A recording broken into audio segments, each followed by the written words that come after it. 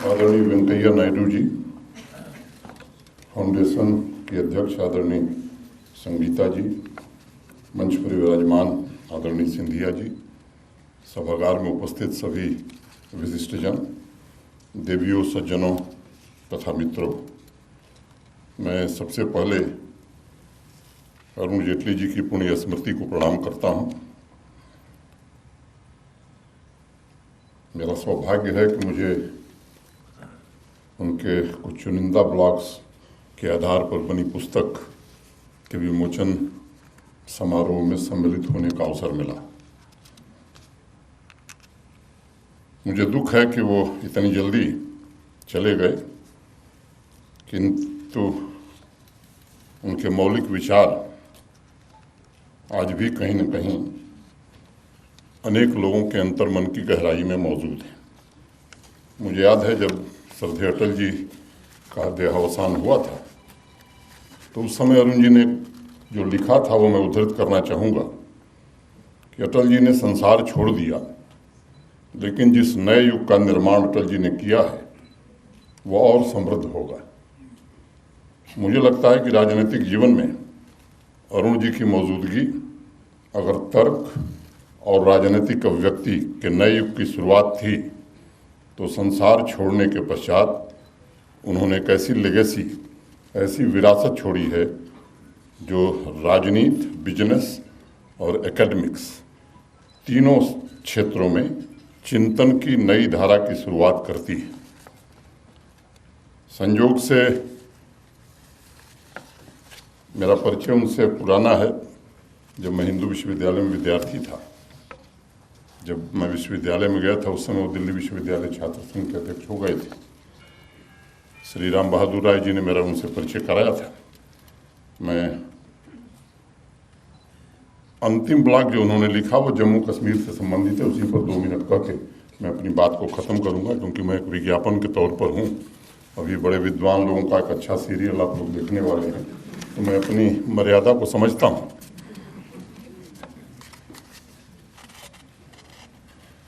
कुल 9 लेख उन्होंने लिखे हैं जम्मू कश्मीर को लेकर के। लॉ ऑफ द लैंड के तर्कों से वहाँ व्याप्त असमानता को उजागर करने, देश और दुनिया के सामने एक नया दृष्टिकोण उन्होंने रखा। 2 दिसंबर 2013 को अपने पहले ब्लॉग में उन्होंने जम्मू कश्मीर की बेटियों के साथ होने वाले भेदभाव को पूरी दुनिया के सामने प्रस्तुत किया, और 6 साल बाद उनका आखिरी ब्लॉग अनुच्छेद 370 की समाप्ति पर आया। आदरणीय प्रधानमंत्री जी के संकल्पों की सिद्धि पर आया। इन 6 सालों में उन्होंने अलगाववाद, आतंकवाद जैसे अनेक विषयों को उठाया और जम्मू कश्मीर में राजनीतिक, आर्थिक तथा सामाजिक असमानता के कारणों की तह में जा करके बिल्कुल साधारण भाषा में लोगों को नए तरीके से उन कानूनी प्राविधानों और भेदभावों से परिचित कराया। अगस्त 2020 में मैं जम्मू कश्मीर में मुझे दायित्व दिया गया। आप सबको मालूम है कि अब देश के 890 केंद्रीय कानून वहाँ पर पूरी तरह से लागू हैं। जब मैं गया था तो जो भूमि कानून है, लैंड लॉज है, एक कानून था कि किसी को आर्चर्ड लगाना है तो भी रेवेन्यू मिनिस्टर की परमिशन चाहिए, और अगर काटना है तो भी परमिशन चाहिए। उस कानून को बाद में बदला गया है। ऐसे अनेक कानून थे, समय नहीं है कि मैं उसका यहाँ जिक्र करूं। 4 दिसंबर के ब्लॉग में अरुण जी ने उन लाखों परिवारों की बात उठाई है जो 1947 में भारत आए थे। जो रिफ्यूजी देश के अन्य हिस्सों में गए थे, उन्हें संविधान के सभी अधिकार प्राप्त थे, लेकिन जो लोग जम्मू कश्मीर में सेटल हुए उन्हें 2म दर्जे का नागरिक माना जाता था। न वो प्रॉपर्टी खरीद सकते थे, न सरकारी नौकरी पा सकते थे, न ही वो पंचायत या विधानसभा में मतदान कर सकते थे। स्वीपर की बेटी या बेटा MBBS की पढ़ाई कर ले तो भी वो स्वीपर ही रह सकता था, ऐसा कानून वहाँ था। उस परिस्थिति को बयान करने में जो अरुण जी ने लिखा, बड़ी सटीक लाइन थी। और किताब जिन लोगों के पास है, पेज 350 पर उन्होंने 2 पंक्तियाँ लिखी हैं। Article 35A discriminated between the two categories of Indian citizens and resulted in distancing Kashmir from the rest of the country. आप में से अनेक लोगों ने पढ़ा होगा, वाल्मीकि समुदाय की एक बच्ची थी, राधिका गिल। उसका एक वीडियो बड़ा वायरल हुआ था 2019 में, अगस्त में YouTube पर खूब छाया हुआ था। वो अच्छी नौकरी के सपने बुन रही थी और PRC देने से उसे मना कर दिया गया। स्पोर्टिंग टैलेंट के आधार पर पूरे देश में उसने अपना ही नहीं, सबका नाम रोशन किया, जम्मू कश्मीर का भी, बट उसे जम्मू कश्मीर में नौकरी नहीं मिल सकी। अब मुझे लगता है कि ऐसे अनेक लोगों को न्याय मिला है, चाहे वो वाल्मीकि समुदाय के लोग हों, आदिवासी हों, गुरखा समाज के लोग हों, सफाई कर्मचारी हों, या जम्मू कश्मीर की बेटियां, वेस्ट पाकिस्तानी रिफ्यूजी हों, इन तमाम लोगों को अब न्याय मिल रहा है। अरुण जी अगर आज होते तो मैं कह सकता हूं कि इन कमज़ोर वर्गों को जो नई शक्ति मिली है, बेजुबानों को जो नई जुबान मिली है, और एक समतामूलक समाज की जो स्थापना हो रही है, निश्चित रूप से इसे देखकर उनका संवेदनशील हृदय प्रसन्न होता। उन्होंने रिग्रेसिव कानूनों की वजह से वहाँ कभी इंडस्ट्रीज नहीं आई, इसका भी जिक्र उसी लेख में है।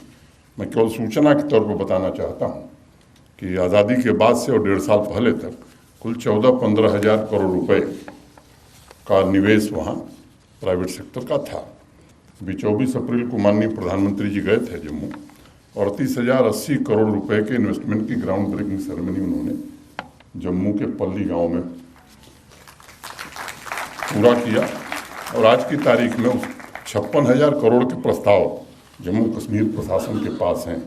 मैं उम्मीद करता हूं कि आने वाले कुछ 6-8 महीनों में इसमें काफ़ी कुछ काम आगे बढ़ गया है और ये एक बड़ी बात वहाँ के लिए होगी। वहाँ के लोगों को रोजगार भी मिलेगी। एक अदम्य और दृढ़ राजनीतिक ओजस्वी वक्ता और लेखक की भावना के जरिए उन्होंने अनेक ऐसे ब्लॉग लिखे हैं, अनेक ऐसी बातें कही हैं जिससे पूरे देश का ध्यान आकृष्ट किया है।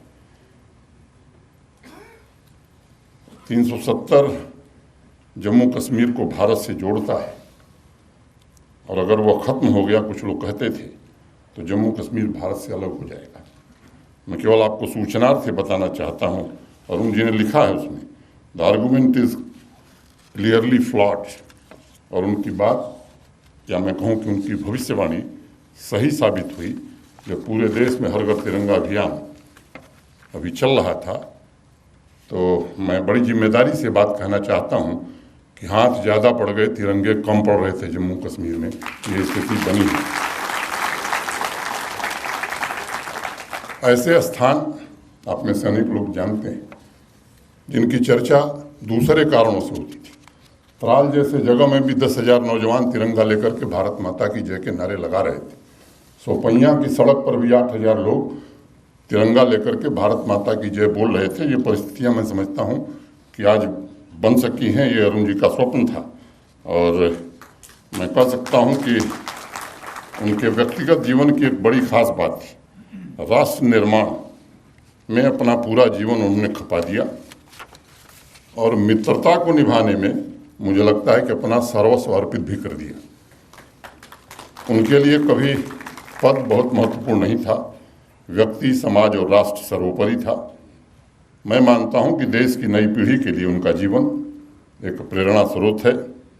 अवश्य ही रीडर्स को उनके गतिशील व्यक्तित्व और मानवतावादी विचारों से प्रेरणा मिलेगी। मैं एक बार पुनः उनकी पुण्य स्मृति को प्रणाम करता हूं और आदरणीय संगीता जी को और उनके परिवार को बहुत बधाई देता हूं कि एक बहुत ही पुनीत काम आपने फाउंडेशन के नाम से शुरू की और उन फाउंडेशन से शुरू किया है, जिसमें शिक्षा और स्वास्थ्य को लेकर के आगे भविष्य में निश्चित रूप से मुझे पूरा भरोसा है उत्कृष्ट काम होगा। धन्यवाद। जय हिंद।